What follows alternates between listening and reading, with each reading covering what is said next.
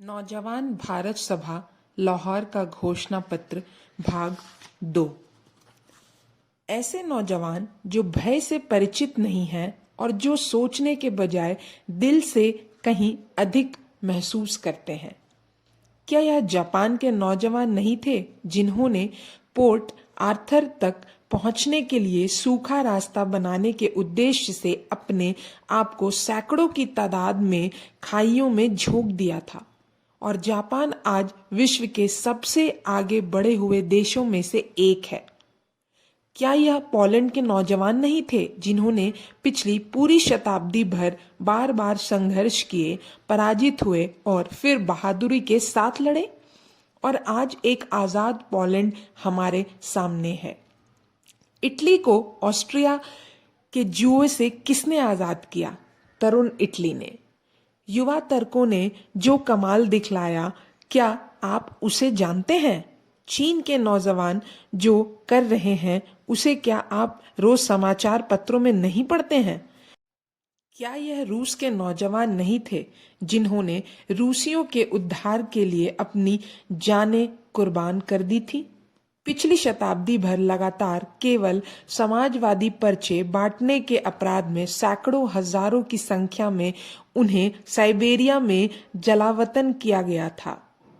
जैसे लोगों के सिर्फ इसलिए जेलों में बंद किया गया कि वे समाजवादी डिबेटिंग बहस मुबहस चलाने वाली सोसाइटी के सदस्य थे। बार बार उन्होंने दमन के तूफान का सामना किया, लेकिन उन्होंने साहस नहीं खोया। वे संघर्षरत नौजवान थे और सब जगह नौजवान ही निडर होकर बगैर किसी हिचकिचाहट के और बगैर लंबी चौड़ी उम्मीदें बांधे लड़ सकते हैं।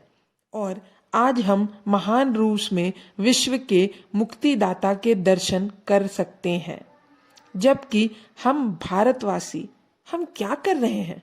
पीपल की एक डाल टूटते ही हिंदुओं के धार्मिक भावनाएं चोटिल हो उठती हैं। बूतों को तोड़ने वाले मुसलमानों के तजिया नामक कागज के बूत का कोना फटते ही अल्लाह का प्रकोप जाग उठता है और फिर वह नापक हिंदुओं के खून से कम किसी वस्तु से संतुष्ट नहीं होता।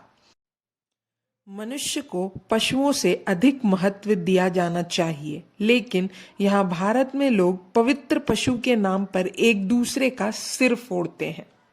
हमारे बीच और भी बहुत से लोग हैं जो अपने आलसीपन को अंतर्राष्ट्रीयवाद की निरर्थक बकवास के पीछे छिपाते हैं। जब उनसे अपने देश की सेवा करने को कहा जाता है तो वे कहते हैं, श्रीमान जी, हम लोग जगत बंधु हैं और सार्वभौमिक भाईचारे में विश्वास करते हैं।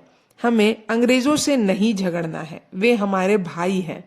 क्या खूब विचार है, क्या खूबसूरत शब्दावली है, लेकिन वे इसके उलझाव में पकड़कर नहीं पाते। सार्वभौमिक भाईचारे के सिद्धांत की मांग है कि मनुष्य द्वारा मनुष्य का और राष्ट्र द्वारा राष्ट्र का शोषण असंभव बना दिया जाए। सबको बगैर किसी भेदभाव के समान अवसर प्रदान किए जाएं। भारत में ब्रिटिश शासन इन सब बातों का ठीक उल्टा ही, और हम उससे किसी प्रकार का सरोकार नहीं रखेंगे। अब 2 शब्द समाज सेवा के बारे में।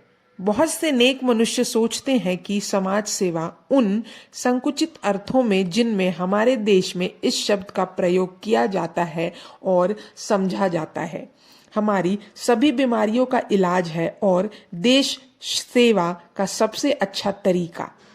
इस प्रकार हम देखते हैं कि बहुत से ईमानदार नौजवान सारी जिंदगी गरीबों में अनाज बांटकर या बीमारी की सेवा करके ही संतुष्ट हो जाते हैं। ये अच्छे और आत्मत्यागी लोग हैं, लेकिन वे वह समझ पाने में असमर्थ है कि भारत में भूख और बीमारी की समस्या को खैरात के माध्यम से हल नहीं किया जा सकता। धार्मिक अंधविश्वास और कट्टरपन हमारी प्रगति में बहुत बड़े बाधक है। वे हमारे रास्ते के रोड़े साबित हुए और हमें उनसे हर हालत में छुटकारा पा लेना चाहिए। जो चीज आजाद विचारों को बर्दाश्त नहीं कर सकते उसे समाप्त हो जाना चाहिए। इसी प्रकार की और भी बहुत सी कमजोरियां हैं जिन पर हम विजय पाना है। हिंदुओं का दकियानूसीपन और कट्टरपन, मुसलमानों की धर्मांधता तथा दूसरे देशों के प्रति लगाव और आमतौर पर सभी संप्रदायों के लोगों को संकुचित दृष्टिकोण आदि बातों का विदेशी शत्रु हमेशा लाभ उठाता है। इस काम के लिए सभी समुदायों को क्रांतिकारी उत्साह वाले नौजवान की आवश्यकता है। हमने कुछ भी हासिल नहीं किया और हम किसी भी उपलब्धि के लिए कुछ भी त्याग करने को तैयार नहीं हैं। संभवित उपलब्धि में किस संप्रदाय का क्या हिस्सा होगा, यह तय करने में हमारे नेता आपस में झगड़ रहे हैं। महज अपनी बुजदिली और आत्म त्याग की भावना के अभाव को छिपाने के लिए वे असली समस्या पर पर्दा डालकर नकली समस्याएं खड़ी कर रहे हैं।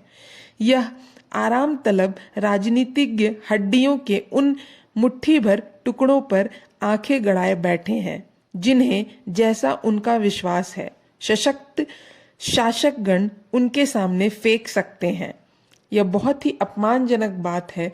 जो लोग आज़ादी की लड़ाई में बढ़कर आते हैं वे बैठकर यह तय नहीं कर सकते कि इतने त्याग के बाद उनकी कामयाबी होगी और उसमें उन्हें इतना हिस्सा सुनिश्चित रहना चाहिए।